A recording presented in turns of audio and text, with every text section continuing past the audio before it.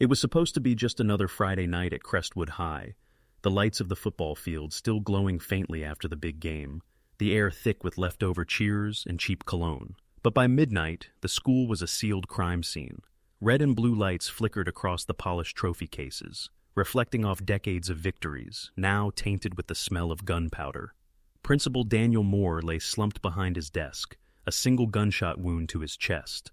His office, once lined with photos of honor roll students and championship teams, was chaos. Papers scattered, a coffee mug shattered, a chair overturned, and in front of the door, with shaking hands and tear-streaked cheeks, sat Jason Reed, the school's mascot, a 17-year-old junior, still wearing half of his Panther costume. The first officer on scene, Deputy Lauren Haskins, remembered the look in Jason's eyes. Blank, lost, almost, relieved. The gun lay beside him, a .38 revolver that didn't belong to any student or staff. His first words weren't a confession. They were something stranger. "He made me do it," Jason whispered, staring past her into nothing. As paramedics rushed in, detectives cordoned off the hallway. It didn't make sense. Jason was the kind of kid everyone liked. The mascot who danced during pep rallies, volunteered at charity drives, always smiling, the one the younger kids looked up to, the kind of student principals wrote recommendation letters for. But that night, the evidence started talking faster than Jason did. The office door showed powder burns, the shot fired from close range, the bullet lodged in the mahogany filing cabinet behind the principal's desk. No sign of forced entry, no struggle, which meant Principal Moore had probably let Jason in willingly.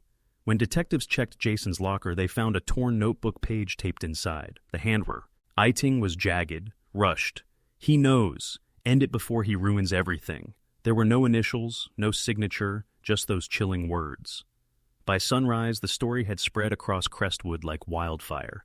Parents woke up to police barricades outside the school. Students texted rumors, a love affair, drug money, revenge for expulsion. But no one really knew who he was, or why the school's golden boy had ended up covered in blood. Detective Marlon Vega, a seasoned investigator from the county sheriff's office, was called in just before dawn. He'd worked dozens of violent crimes, but something about this scene unsettled him. Not the body, not even the weapon, but the way Jason sat in the back of the squad car, still, silent, staring at his reflection in the window, as if he didn't recognize the person looking back. When Vega entered the principal's office, he noticed something odd behind the desk. A second coffee mug, half full and warm. A visitor's mug. Someone had been there shortly before the murder. Security footage might have told the story, but all the cameras in that wing had gone dark 15 minutes before the shot was fired. Someone had cut the feed. Vega ordered tech teams to pull every digital log, but when they tried to access the server, they found it wiped clean. A factory reset at exactly 10:42 p.m. That was 5 minutes before the first 911 call came in. Whoever had done this wasn't a panicked teenager. It was someone who knew how to hide a crime. Meanwhile, Jason sat in interrogation, wrapped in a gray blanket. "You think I wanted to do it?" he muttered.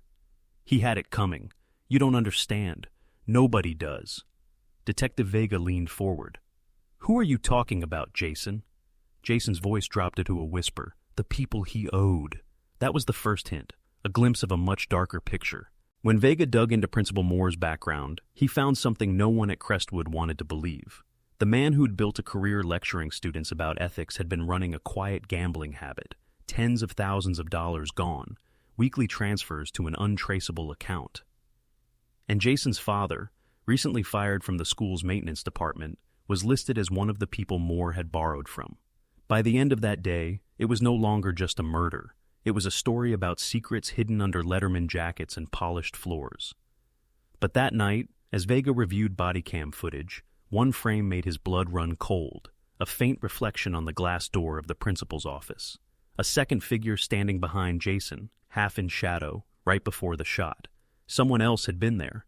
And when investigators enhanced the image, the outline of the face wasn't Jason's. It was another student, a senior, a name everyone in town already knew, but no one would believe capable of murder. They called it the safest town in the state. Tree-lined streets, private security, and an annual community pride parade, sponsored by the very school now wrapped in yellow tape. but by Monday morning, that illusion had cracked. Crestwood High, once the heart of the town's perfection, had become the epicenter of a storm no one could contain. Detective Marlon Vega stood at the edge of the football field as forensic crews combed the bleachers. His gut told him this wasn't about a single shot fired in anger. It was bigger, calculated. Someone had used Jason Reed, the school's beloved mascot, as a pawn. The name on the enhanced surveillance still sent a chill down his spine. Ethan Carlisle, 17 years old, star quarterback, straight-A student, son of his city councilman Richard Carlisle, one of the most powerful men in the county. Vega's team pulled Ethan's hone records, only to find something curious. Dozens of encrypted messages between him and Jason in the weeks leading up to the murder. The texts read like coded exchanges. "The shipment comes Friday. Keep it quiet, or he shuts us down." No witnesses this time. When confronted, Ethan brushed it off. "It's football gear, old helmets. We were trying to raise money." But Vega didn't buy it. The words shipment and no witnesses didn't sound like school fundraising. They sounded like trafficking. Later that evening, a janitor named Marcus Boone came forward. He'd seen something woodious weeks before, boxes being carried into the gym's storage room late at night. "Didn't think much of it," he said, "until I heard metal clinking. Not weights, not sports stuff. Something heavy, something wrong." When investigators opened that storage room, what they found left the entire precinct silent. Inside a hidden wall compartment, behind old pep rally banners, were disassembled gun parts. Dozens of them. Pistols, magazines, silencers, all wrapped in plastic, each stamped with serial numbers that had been filed off. Crestwood High wasn't just a school anymore. It was a front. As word leaked, the town panicked. Parents demanded answers. Reporters swarmed. And Detective Vega's office began receiving anonymous calls, disguised voices warning him to drop the case or lose your badge. But Vega kept going. He'd seen this kind of rot before, powerful families covering their children's sins. Only this time, those sins were soaked in blood. Jason Reed remained in custody, refusing food, refusing sleep. When Vega returned to question him, Jason's demeanor had changed. The numb silence was gone, replaced by fear. "They'll come for me," he said, trembling. "They always do when someone talks." "Who's they, Jason?" Vega asked. Jason stared at the mirrored wall, knowing someone was watching. G from behind it. "The people behind the football program. The boosters. The ones who paid for the guns." He swallowed hard. "Ethan's dad runs it. The school's just the mask." Vega didn't respond, but his mind raced. If true, this was more than murder. It was organized crime laundering money through school sports. That night, he drove to the Carlisle estate, a mansion on the hill with stone lions at the gate and cameras on every corner. Richard Carlisle greeted him with a politician's smile and a perfectly pressed suit. "Detective Vega," he said smoothly, "you should be focusing on the boy who pulled the trigger, not inventing conspiracies." But Vega noticed something, a faint stain on Carlisle's cufflink, a small reddish smear, almost invisible under the chandelier's light. He said nothing, just shook the man's hand and left. Back at the station, a lab tech handed Vega new evidence, the partial fingerprint from the gun. It wasn't Jason's, it wasn't Principal Moore's either. It belonged to Ethan Carlisle. When Vega confronted Ethan the next morning, the boy cracked. "You don't understand," he said through tears. "My dad made me bring it to school.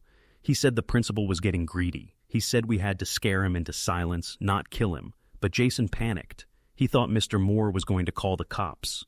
So he fired." Ethan's confession placed his father at the top of the chain, the man funding the underground operation. But without proof, Vega couldn't touch him. Still, one thing didn't sit right. The principal's bank statements, the mysterious withdrawals, the secret account, they all stopped 2 days before his death, as if someone else had taken control of the money. And then came the twist. A new witness surfaced, a senior named Mia Torres, the school paper's photographer. She'd been in the gym that night, taking photos for the yearbook. On her camera's memory card was a single blurred shot. Jason and Ethan standing over a duffel bag full of weapons. But in the corner of the frame, half hidden in the darkness, was another figure, a tall man in a suit, holding the same brand of mug found in Principal Moore's office. Mia zoomed in, enhancing the image. It wasn't Ethan's father. It was someone else, someone higher up, someone who shouldn't have been anywhere near that school. The superintendent of Crestwood County Schools, the man who had sworn at the press conference that there was no deeper conspiracy here. And when Detective Vega saw the photo, he whispered, "Oh God, we've been looking at the wrong man." By dawn, the town that once celebrated Crestwood High as a beacon of excellence had become a place people drove around, not through. Satellite trucks lined the streets, reporters shouted questions through fences, and parents yanked their kids out of class. The news had broken. Guns found in the gym, the mascot accused of murder, the principal dead under mysterious circumstances. Detective Marlon Vega sat in his car outside the superintendent's mansion, staring at the photo Mia Torres had taken. The superintendent of Crestwood County Schools, Dr. Gerald Hinton, was supposed to be the district's most trusted man, former teacher of the year, advocate for youth programs. But now, his image hovered in the corner of a crime scene photo like a ghost caught in a lie. Vega knew what this meant. Hinton wasn't just complicit, he was in control. That morning, he obtained a warrant and stormed the superintendent's downtown office with 2 deputies. What they found erased any illusion of innocence. Locked in a cabinet behind framed awards were stacks of cash wrapped in school district payroll envelopes, burner phones, and 3 ledgers marked donations. Each ledger listed student initials next to dollar amounts and strange notes. Transport complete, player secured, read owes balance. The deeper Vega read, the clearer it became. Hinton had been using Crestwood's athletic budget to smuggle weapons through fake equipment orders. The school's boosters and wealthy donors unknowingly funded the operation. Principal Moore had discovered the discrepancy weeks earlier and confronted him, threatening exposure. Hinton's solution: silence him through intimidation. But the plan backfired when Jason Reed pulled the trigger. When Vega confronted Jason with the findings, the boy broke down completely. "I thought I was just helping," he said between sobs. "They told me the boxes were for the ROTC program. I didn't know. But when Mr. Moore started yelling that night, Ethan said his dad would fix it. Then Dr. Hinton walked in. He told me to keep quiet, or my dad would lose everything. I panicked. I just wanted it to stop." Vega realized Jason wasn't a killer by choice. He was a scared kid caught between loyalty and fear, manipulated by adults who treated him like disposable cover. As the investigation widened, Vega traced bank transfers linking Hinton's accounts to a private security firm in Nevada, a shell company connected to black market gun dealers. But before the team could make an arrest, Dr. Hinton vanished. His phone went dark, his car abandoned at a gas station off the interstate. For 48 hours, it felt like the man had evaporated. Then came the call. A trucker reported a wrecked sedan in a ravine 20 miles outside Crestwood. The car was Hinton's. Inside was a briefcase, charred but intact, containing a single flash drive. The drive's contents told the final truth. Hidden video files dated months before the shooting showed secret meetings, Hinton and Richard Carlisle discussing inventory movement, student couriers, and quiet donations. They laughed about how easily teenagers could be used without suspicion. One clip even read Hinton saying, "If Moore talks, the mascot takes the fall. He's loyal. He'll believe whatever story we feed him." It was the final nail. The police raided the Carlisle estate that night. Richard Carlisle was arrested without resistance. Ethan's cooperation earned him leniency, and Jason, trembling, broken, was moved to a juvenile facility under protective custody. But justice in Crestwood came at a cost. The community fractured, teachers quit, parents demanded resignations, the school board dissolved, and the football field, once the town's pride, became an empty lot, its bleachers dismantled, its scoreboard frozen at home 0, guest 0. Months later, Vega returned to the shuttered school. The halls were silent, lined with peeling banners and dust-covered trophies. On the principal's door, the bullet hole had been patched, but faint cracks spiderwebbed through the paint, like veins that refused to heal. He found a note taped to the desk, written in Jason's handwriting. "They built this place on lies. I just pulled the trigger." The line haunted Vega for weeks. In his report he wrote, Jason Reed didn't destroy Crestwood High. He revealed what it really was. The story spread nationwide. News anchors called it the Mascot murder. But after the media frenzy died down, people stopped asking the hard questions.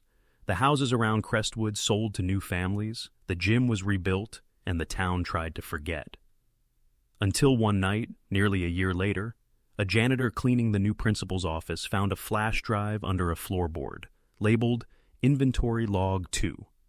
When he plugged it in, the first video clip began playing automatically. A familiar voice filled the speakers, calm, polished, smiling. Dr. Gerald Hinton. "Did you really think," he said, looking straight into the camera, "that Crestwood was the only school?" The screen went black, and with that, Detective Vega knew, the story wasn't over. It had just moved to another town. If you thought this case was disturbing, a faint narrator's echo might see, wait until you see what came next.